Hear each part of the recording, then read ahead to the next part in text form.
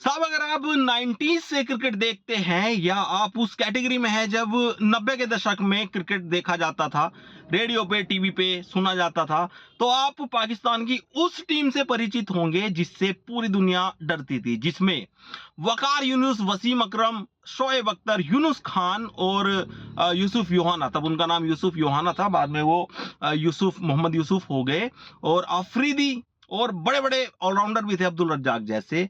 तो उसी टीम का हिस्सा थे यूनिस खान, और बहुत इनके महान कप्तान भी रहे हैं और महान खिलाड़ी भी रहे हैं।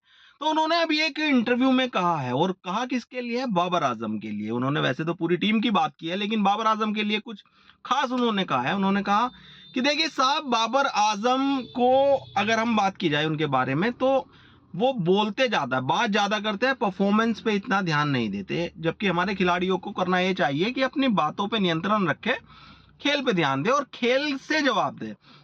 अब साहब उन्होंने किस स्टेटमेंट को टारगेट किया है? जब आपने देखा होगा कि एक बाबर आजम ने स्टेटमेंट दिया था, जब किसी पत्रकार ने उससे पूछा कि आप किस तरह से खेलेंगे, वहां पे टफ पिच है, ये पिच है, तो बाबर आजम ने ये कहा था कि हम मैदान पे मैं सारे जवाब दूंगा, आपको सारे जवाब मिलेंगे, और जवाब मिले भी थे मैदान पे। ये उस टूर्नामेंट से सबसे पहले बाहर हो गए थे और बहुत ही घटिया खेल दिखाया था, और खासकर बाबर आजम ने। तो यूनिस खान ने यही एक स्टेटमेंट टारगेट करते हुए कहा है कि अगर ये इन हरकतों को छोड़ दे, और बाबर आजम 15,000 रन बना सकते हैं अपने ओडीआई करियर में, अगर वो सिर्फ अपने खेल पे ध्यान दे और कैप्टेंसी कैप्टेंसी से मोह अपना हटा ले और सिर्फ बैटिंग पे ध्यान दे। उन्होंने विराट कोहली का नाम लिया, उन्होंने कहा कि विराट कोहली को देखिए, कैप्टेंसी वो कब की छोड़ के बैठे और अपने खेल पे ध्यान दे रहे, और कितने रिकॉर्ड्स उन्होंने तब से अब तक ब्रेक कर लिए हैं। तो बाबर आजम और पाकिस्तान की टीम जो है, ये सच में ये बोलने में बड़े तेज हैं कि हम ये कर देंगे, हम वो कर देंगे, लेकिन जब मैदान पे जवाब देने की बारी आती है, तो ये चुप हो जाते हैं, इनके किल्लियां बिगड़ जाती हैं, इनकी छक्के पड़ रहे होते हैं इनके बॉलर पे। तो यूनिस खान ने बाबर आजम को खास लताड़ा है कि आप इतने बड़े खिलाड़ी हैं पाकिस्तान के, तो आपको ये भी समझना चाहिए कि आपको किस तरह का जवाब किस प्रेस कॉन्फ्रेंस में या किस इंटरव्यू में देना चाहिए। आप अपनी बैटिंग पे ध्यान दें, आप अपनी बैटिंग से जवाब दें, और सारे जवाब मिल जाएंगे, हर सवाल का जवाब मिल जाएगा हर किसी को बिना आपके बोले। विराट कोहली का उन्होंने नाम लिया, इंडियन टीम का उन्होंने नाम लिया कि उस टीम को देखिए कि बिना कुछ भी बोले, मीडिया के सामने उल्टी सीधी हरकत किए, वो लेके चले जाते हैं बड़े से बड़ा कम। तो ये सच बात है।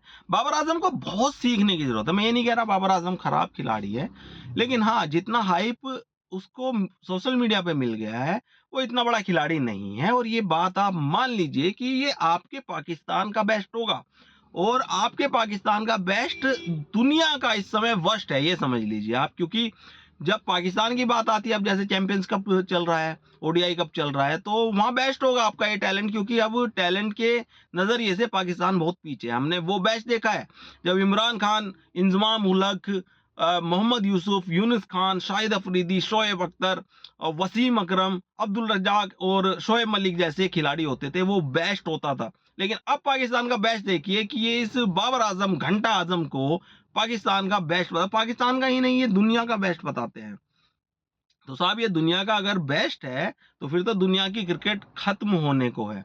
और आपकी क्रिकेट तो कब की खत्म हो चुकी है, जब से आपने इस बाबर आजम को टीम का कप्तान बनाया था, तभी आपकी क्रिकेट खत्म हो गई थी, क्योंकि उसके बाद आपकी हिस्से में सिर्फ जिल्लत आई है, उसके अलावा और कुछ नहीं आया है। तो यूनुस खान ने बिल्कुल सही लताड़ा है, और अगर इतने बड़े खिलाड़ी का सजेशन भी आप लोगों के दिमाग में फिट नहीं बैठ रहा है, तो आप क्रिकेट छोड़ें और अपना फिर जो भी है काम, सब्जी वब्जी बेचने का वो शुरू करें, अपना नान वान बेचने का, बनाने का वो काम शुरू करें।